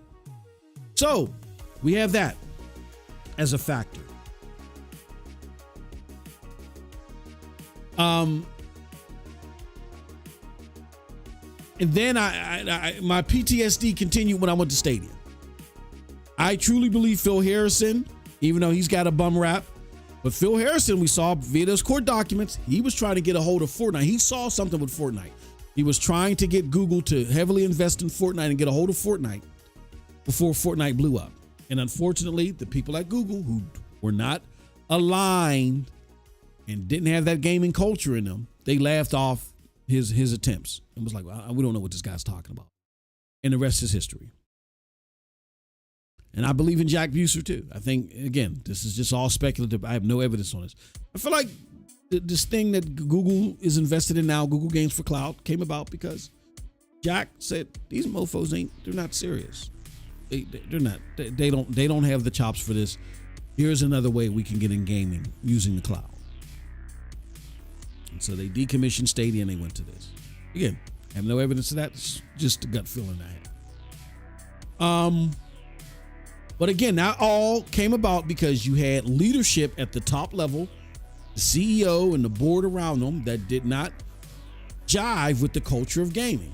This is why I got PTSD. So now I come over to PlayStation. Like, these games are fucking awesome, man. These games are great. Singing their praises. Then now they hire somebody that has no respect for the culture, that's doing all this dumb shit. Putting Sony IP on other platforms. Oh, what's wrong with that? Because it's co-developed by Guerrilla. Guerrilla could be working on DLC or something else instead of this dog shit. And then if you're willing to put your IP elsewhere and actually divert development time for it, what else are you willing to do? And it's not about arguments on Twitter. I bought this $500 box mainly for the exclusives. I don't play multiplats on here unless it's something that, you know, there's no cross play and all my friends are on PlayStation. Normally I would get my multiplats on GeForce Now, right? But if all my friends, if I bought this box primarily, I paid $500 for the exclusives. If I can't routinely get exclusives, then we got a problem. And if you're making content for other platforms for the holiday season using your tentpole, quote unquote, development teams to do it, I got a problem with that. Because who's to say that they could have been focused on some other shit? And then you're doing interviews, oh yeah, we thought the Nintendo Switch. That's giving me vibes of a mind state that I think is centered around the belief system of Totoki I do not fucking like. He's like Cold Blood says, he's gonna fuck around and find out. So I got a problem with that. That's my issue. And then we talked about them skipping Gamescom. This I put more at the feet of Herman Holst. Tried to defend them, say, Herman Holst is just coasting. But now what's the problem? There's nothing else for him to coast on, right? They haven't been to Gamescom in a while. Okay, that within itself isn't the problem. The problem is that they haven't been to Gamescom and they had a shitty state of play. We don't know what the fuck is coming next year. We got dog shit coming for the end of this year. And then everybody's talking about this fucking state of play and this PlayStation 5 Pro. I don't know nothing about it. Don't know nothing about it. This is not a good look for PlayStation. So even if you don't come to Gamescom, which isn't an oddity within the last few years, if you got a showcase coming, you better say something, motherfucker. Else, down with Totoki, down with host might become some good hashtags. I've shown a penchant for going against the establishment before. I've done it with Phil for 7 years. Might be time to give Phil a break. Let him just dismantle, destroy that on the downward trajectory and focus sights on these other executives that are trying to do the same thing because they don't understand or they're not taking what they need to do serious enough to keep PlayStation at the level that people respect it. I paid $500 for this box. I have expectations. During the holiday season, you better try to put a banger out there. It may fall flat. That's okay. I'm understandable. But try to do something. There'll be no fucking 5v5 hero shooter in Concord. You want something with missions, story, exploration, some shit. Put it out there. AAA, every year you've done it. This time around, let me see you do it. No excuses. So those are my thoughts on what's going on with PlayStation. How they need to step the fuck up. All right. Last but not least, just as an Xbox, PlayStation shit in the bed. It's all a gaming, man. What the fuck is going on here? I'll show you guys something. That's why I'm not enthused. This is why I'm an old man shaking my fist at the window.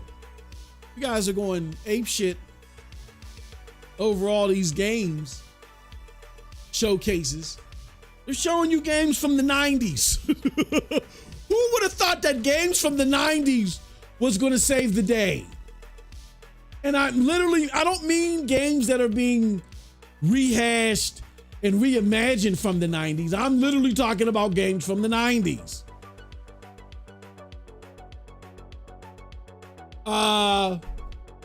Okay, I get that these games aren't coming to Xbox, but crying out loud. Marvel vs. Capcom, I get that. It's a cult classic, that's cool.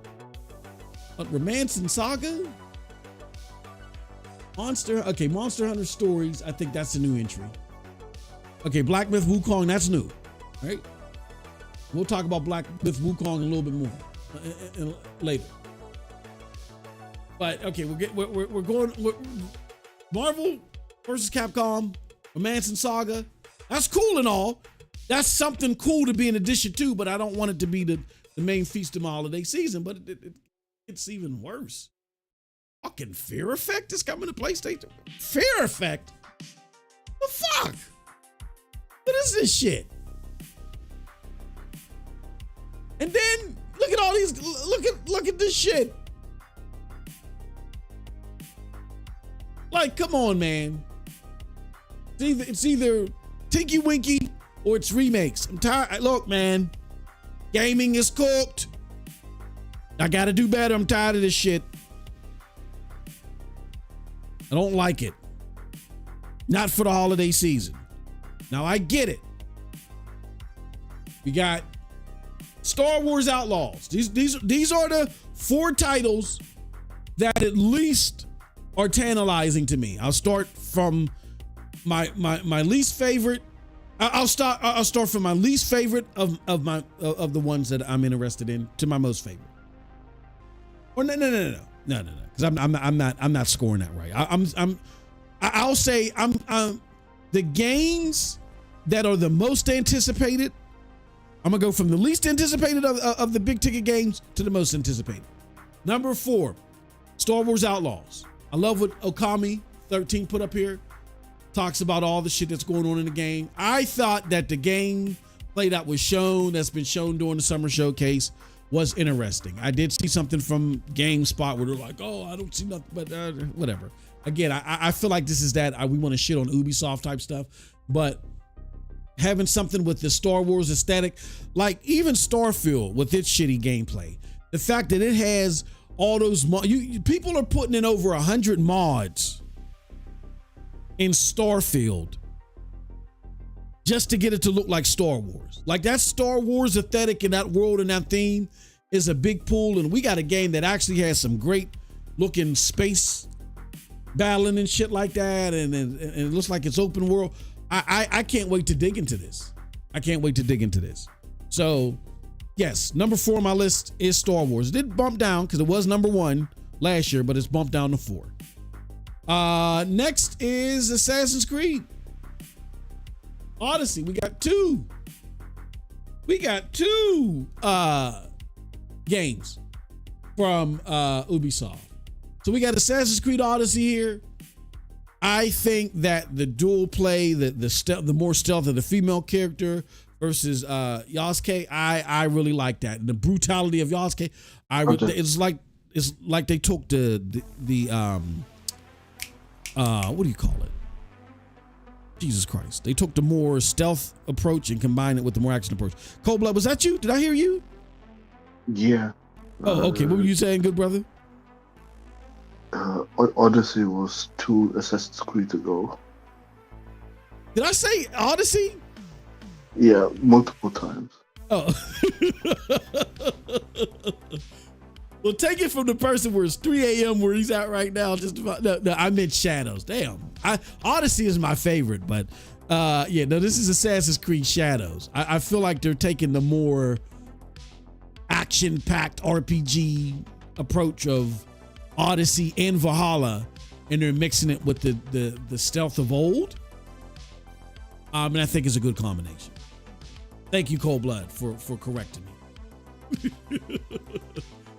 All right, number 2 on my list, and I'm excited to play this. And this is Warhammer Space Marine 2.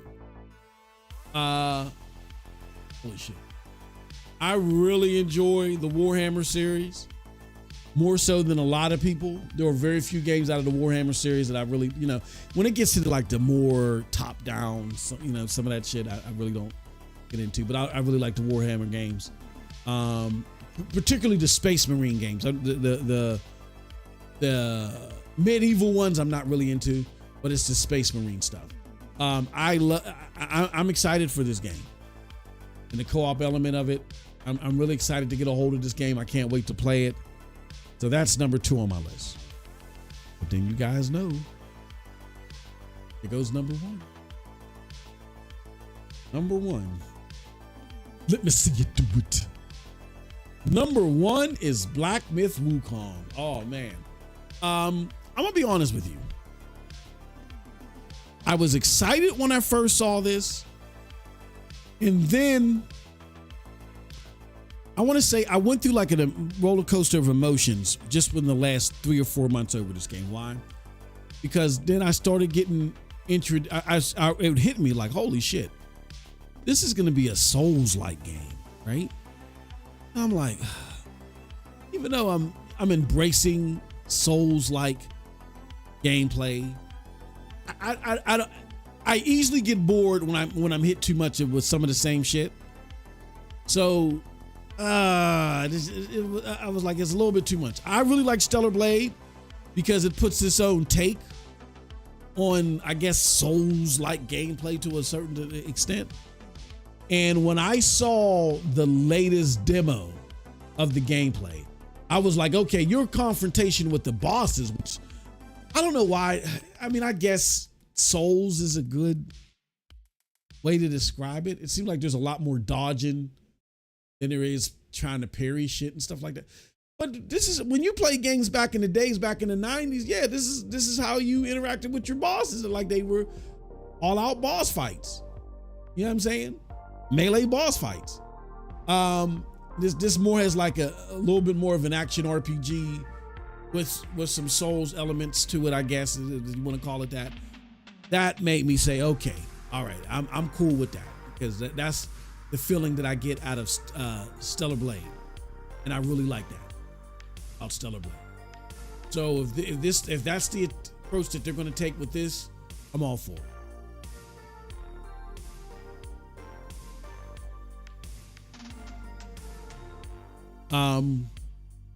So those are the 4 games that I really feel like this year have the potential of being bangers. But it's kind of light. Even though I'm excited about Warhammer Space Marine, a lot of that is like just, crazy, over the top, shoot 'em up fun. A Warhammer game is never a game where I'm like, oh yeah, that's my game of the year. It's just I enjoy playing them. I really get a kick out of playing them. It's like having your favorite sandwich. You know what I'm saying? You know, like, oh, I get to chill out, have a good sandwich and a beer. That's what the Warhammer games are like for me. Cold Blood, while we still got you here, what would you say would be your top 2 most anticipated games for the holiday season? Concord. I just want to see the world burn with this one. Concord and Lego Horizon, huh? No, Astrobot. Astrobot. And again, I'm not mad at people but no, not for the holiday season. No. Let me ask you a question. Wait, for real. Well, definitely Black Myth Wukong. For damn sure. Yep.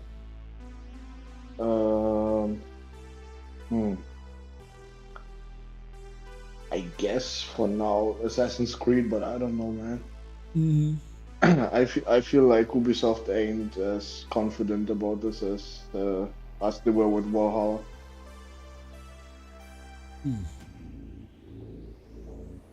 We'll see. I just like that they mixed it up. They got a little bit of something for everybody. We'll see. Me too. But like I said, all the messaging around this game right now is not that confident. Well, hopefully, what it is, because I'm gonna be honest with you. I mean, it makes the top 4. But I'm not sitting there like looking at the game like, oh yeah, man, I'm gonna enjoy this. I don't even know if I'm gonna enjoy it as much as I enjoy Odyssey. That being said, maybe Ubisoft is learning from overhyping stuff. They have a tendency to overhype shit. Quadruple A. Yeah, maybe they're learning from it.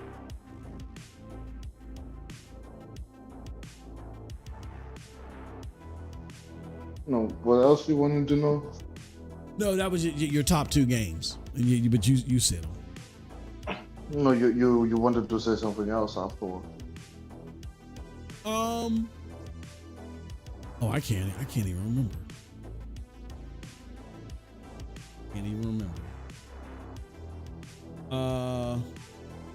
We gotta get this work in the house. What's up, MM2K? Good to see you, my good friend. Good to see you as always. We got Jenna Hayes says PlayStation stars remain, right? I thought it's just PlayStation credit card is affected. Yeah. Is that what it is? Yes, PlayStation stars are just down right now, but it's coming back. The digital issues.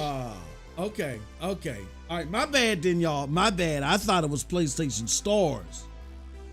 No, it wasn't a credit card. Fuck that shit. Okay. I'll take that back. But still, I don't like Totoki. I don't like them. Let's see what else we got here. All right, just same with State of Play. Yep, that shit was an F. Same with State of Play. Yep. Ubisoft was better than Xbox's PlayStation Suite. Nah. I mean, I get it. There may have been more games at the Ubisoft one that you wanted to play. Then I get that, but there was so much dog shit at the Ubisoft. Where I'll give Xbox credit. They consistently had games out there where you were like, that's not bad. Even though I was hugely disappointed in the Stalker 2, I think the things that made me most disappointed and why I only land their showcase at a 7.9 is I was extremely disappointed in Stalker 2 because that was my most anticipated game of the year until I saw that dog shit that they showed us during that showcase. And Perfect Dark disappointed me. It looks like a AA game. And do you remember the part where she kicks the dude and he falls off the ledge? Like, watch that animation, please. For anybody that's sitting there, oh, that looks good. Watch that animation. Watch how he kicks him and he does this janky ass jerk and then he falls off. It looks so bad. It looks bad. Like, I think with Xbox, we're now going to get a bunch of AA games that they try to put like AAA coding on because of UE5 or whatever. That when you get to the core mechanics of them, they're just going to look like dog shit. They're going to play like dog shit. Really don't.